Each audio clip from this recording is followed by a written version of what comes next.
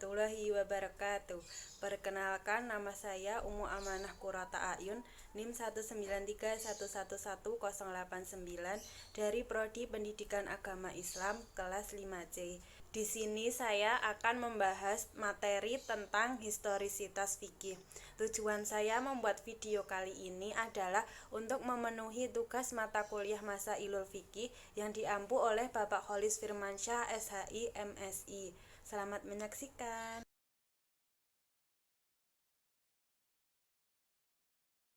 Langsung saja masuk ke pembahasan yang pertama, yaitu historitas fikih. Dalam Islam, Al-Quran dan Hadis menempati posisi sentral dalam kajian yang merupakan sumber peradaban. Kedua sumber tersebut muncul sebagai respon atas berbagai problem sosiokultural yang muncul dalam kurun waktu tertentu. Aspek sosiokultural yang melatar belakangi pewahyuan tidak membatasi cakupan kandungan lebih luas dan melampaui batas eksternal partikular yang melatar belakangi. Hal ini menunjukkan bahwa Islam diturunkan untuk seluruh aspek kehidupan manusia. Masyarakat Muslim yang ada di Indonesia ini memiliki penganut yang beragam sesuai pemahaman masing-masing. Islam masuk di Indonesia dibawakan oleh pedagang dan dikembangkan melalui berbagai pendekatan. Salah satu pendekatannya yaitu ada pendekatan dakwah yang dilakukan oleh para wali songo dan datuk dari Sulawesi Tenggara. Tentunya di dalam pendekatan beberapa orang tersebut terdapat perbedaan pola pendekatan yang menyebabkan implikasi secara signifikan terhadap kultur keberislaman. Kemudian yang kedua itu ada stagnasi tasyrik Islam. Fikih tidak dapat dilepaskan keberadaannya dari faktor kondisi sosiohistoris yang mengitari para ulama fikih dalam memproduksi fikih. Hal ini sesuai dengan kaidah usul fikih, hukum itu berputar, lahir dan berubah bersama dengan ada tidaknya ilat. Faktor tempat, situasi, dan kondisi serta zaman merupakan variabel yang merubah ilat secara signifikan dan mewarnai kelahiran fikih.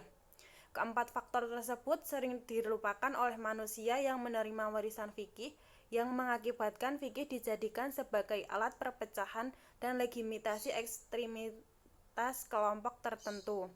Jika terjadi perselisihan yang berpotensi mengancam eksistensi ukhuwah, maka umat Islam harus membangun komunikasi di atas prinsip persaudaraan.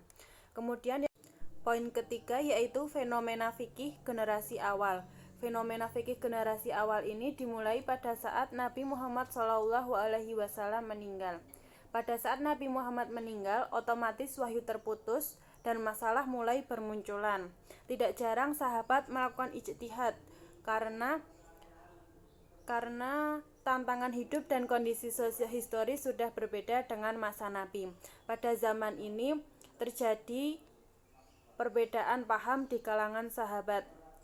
Pada saat tersebut, zaman tasyrik juga berakhir.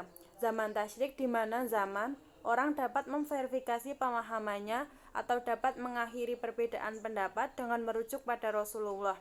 Pada masa sahabat, mereka harus merujuk kepada Al-Quran, hadis, dan ijtihad.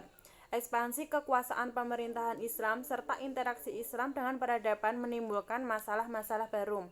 Di sini para sahabat merespon situasi dengan mengembangkan pemahaman fikih merujuk kepada nas agama dan ra'yu melalui prosedur ijtihad mereka. Masalah bermunculan sampai dengan era tabi'in. Masalah terus bermunculan dan pada saat zaman tersebut harus melakukan ijtihad dinamis. Poin keempat, fenomena fikih di masa pembentukan mazhab. Mazhab yang dibangun oleh para imam mazhab lahir dalam kitaran pengaruh politik penguasa. Kepentingan politik diduga turut berpengaruh dalam memberi corak dan karakter fikih-fikih yang lahir dari mereka. Di sini ada 4 imam mazhab yang terkenal, yaitu yang pertama Abu Hanifah atau nama lengkapnya Nu'man bin Sabit bin Zaud. Dia dilahirkan pada tahun 80 Hijriah. Di Kufah, ia belajar dari ulama tabi'in Hamad bin Abi Sulaiman. Selain itu, ia juga belajar fikih dari Atok bin Robah dan Nafi Maulana bin Umar. Kemudian imam yang kedua yaitu Imam Malik, bernama lengkap Malik bin Anas bin Malik bin Abi Amir. Kakeknya sendiri bernama Abu Amir, termasuk sahabat Rasulullah. Kakeknya adalah seseorang yang datang ke Madinah dan menetap di sana. Imam Malik ini dilahirkan pada tahun 93 Hijriah di Madinah. Ia berguru kepada ulama Madinah dan pertama kalinya ia belajar dari Abdurrahman bin Hurmuz dan ia termasuk salah satu imam hadis yang terpercaya. Kemudian yang ketiga yaitu ada Imam Syafi'i yang bernama lengkap Abdullah bin Muhammad bin Idris bin Abbas bin Utsman bin Syafi' al-Syafi'i al-Muttalibi. Ia dilahirkan di Guzah tahun 150 Hijriah. Karyanya yang terkenal yaitu Kitab Ar-Risalah dan Kitab Al-Um. Imam ini merupakan ulama Mekah kemudian menjadi ulama Mesir. Kemudian yang keempat yaitu ada Imam Ahmad bin Hambal. Memiliki nama lengkap Ahmad bin Hambal bin Hilal Az-Zahili Al-Syaibani Al-Maurizi Al-Baghdadi.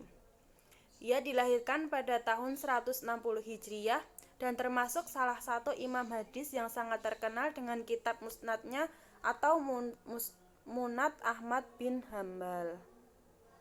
Kemudian yang kelima yaitu ketika pintu jihad tertutup. Penyebab kajian fikih terhenti itu adanya tadwin. Tadwin itu merupakan kodifikasi. Di satu sisi tadwin ini merupakan upaya untuk menyimpan khazanah ilmu para ulama, tetapi di sisi lain menjadi penyebab ulama berikutnya merasa cukup dengan apa yang telah tersedia. Kemudian pengganti ijtihad ini sendiri ada dua, yaitu mensyarah kitab-kitab fikih dan mensyarah kitab hadis. Pada saat ini juga mulai berkembang tradisi diskusi mazhab. Diskusi mazhab ini antar ulama penganut mazhab yang satu dengan ulama yang lain saling menyerang. Kemudian tertutupnya pintu ijtihad ini tidak menutup seluruh pintu ijtihad itu sendiri. Satu pintu ijtihad ditutup dan lainnya tetap terbuka. Pintu ijtihad yang ditutup adalah ijtihad mutlak atau penalaran independen, dan yang tetap terbuka yaitu ada pintu ijtihad al-mazhab atau ijtihad dalam koridor mazhab. Poin yang keenam yaitu ada mengembangkan ijtihad independen atau mutlak. Perkembangan ilmu dan teknologi disertai dengan dampak globalisasi membawa perubahan yang sangat cepat. Masalah sosial muncul dengan wajahnya yang beragam. Problem masyarakat berkembang jauh berbeda dalam banyak hal ketika fikih menjadi produk ijtihad baru di masa lalu. Dalam keadaan seperti itu, komunitas intelektual yang hidup pada zaman sekarang dibutuhkan tanggung jawab intelektualnya. Kemudian yang ketujuh ada Islam Indonesia, Islam yang menjemuk. Umat Islam di Indonesia ini terkenal dengan umat Islam yang unik dan heterogen, sehingga dibutuhkan penanganan khusus. Islam merupakan umat mayoritas, akan tetapi ada beberapa wilayah itu yang merupakan umat Islamnya itu di situ minoritas. Bahkan secara internal, umat Islam mempunyai beberapa ormas, mazhab, dan organisasi sehingga dibutuhkan kearifan berkomunikasi dalam mengambil kebijakan. Kemudian poin 8, kearifan menyikapi perbedaan. Keragaman dan perbedaan itu harus kita sikapi dengan sikap yang arif. Arif di sini dapat dilakukan dengan prinsip bersatu pada hal-hal yang sudah disepakati dan toleran terhadap hal-hal yang belum disepakati, sehingga dapat melahirkan kompetensi secara sehat untuk memperoleh kebaikan dan tolong-menolong dalam menata kehidupan di bumi ini. Kemudian poin yang terakhir yaitu ada urgensi perumusan fikih Islam di Indonesia. Yang pertama, kuatnya doktrin fikih di masa lalu. Kemudian yang kedua, kreasi intelektual yang kritis kurang terbangun. 3, kuatnya umat Islam yang bermazhab kepada produk fikih. Dan keempat, agar kita melakukan pendekatan sejarah. Nah, itu tadi sedikit penjelasan saya tentang materi historisitas fikih. Semoga bermanfaat. Mohon maaf apabila ada kesalahan. Wabillahi taufik wal hidayah. Wassalamualaikum warahmatullahi wabarakatuh.